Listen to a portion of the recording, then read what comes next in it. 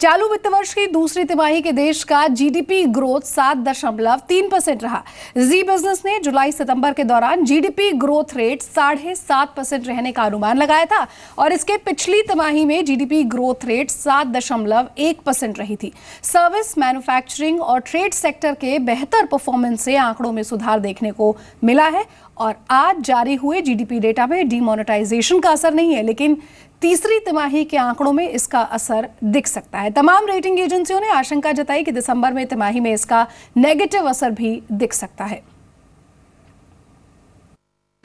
जो मैंने अभी बोला था कि जीडीपी में कई सेक्टर्स का एलिमेंट मिश्रित होता है। इस जीडीपी फिगर में हम देखेंगे तो दो चीज़ें मैं मोटा मोटा बोलूँगा कि जो कृषि क्षेत्र है वो पिछले साल के मुकाबले उसका ग्रोथ रेट थोड़ा ज़्यादा अच्छा था और जो औद्योगिक क्षेत्र है उसका पिछले साल के मुकाबले इस समय का ग्रोथ थोड़ा सा मंदा था कम पिछले साल। तो ओवरऑल जो जीडीपी का नंबर आया है वो इन दोनों कारणों का मिश्रित इफेक्ट है। अक्टूबर में कोर सेक्टर ग्रोथ पिछले साल के 5% से बढ़कर 6.6% पर पहुंच गया है। अक्टूबर में कोयले का उत्पादन पिछले साल के -5.8% के मुकाबले 1.6% रहा। सीमेंट, बिजली, पेट्रो रिफाइनरी प्रोडक्ट्स के उत्पादन में सुधार से कोर सेक्टर की ग्रोथ सुधरी है। हालांकि फर्टिलाइजर उत्पादन में सुस्ती जरूर देखी गई है। 15 नवंबर के बाद आज तेल कंपनियों ने पेट्रोल और डीजल की कीमतों में कटौती और बढ़ोतरी की। नोटबंदी की तकलीफों के बीच पेट्रोल के दामों में 13 पैसे प्रति लीटर की बढ़ोतरी की गई, तो वहीं डीजल के दामों में 12 पैसे प्रति लीटर की कटौती की गई।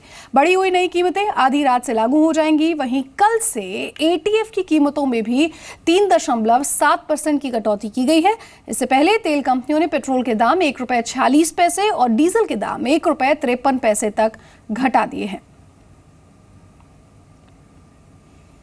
और अब बात बाजार की, तो भारतीय बाजारों में जोरदार तेजी देखने को मिली। भारतीय बाजार की शुरुआत हल्की बढ़त के साथ हुई। कारोबारी सत्र में बाजार में खरीदारी बढ़ी और निफ्टी 8200 के स्तर के पार निकल गया। कारोबार खत्म होने पर बाजार दिन के ऊपरी स्तरों के करीब बंद होने में कामयाब रहा। वहीं मिड कैप और स्मॉल कैप शेयरों में भी अच्छी खरीदारी रही। सेंसेक्स 259 और निफ्टी 82 अंक की बढ़त के साथ बंद हुए।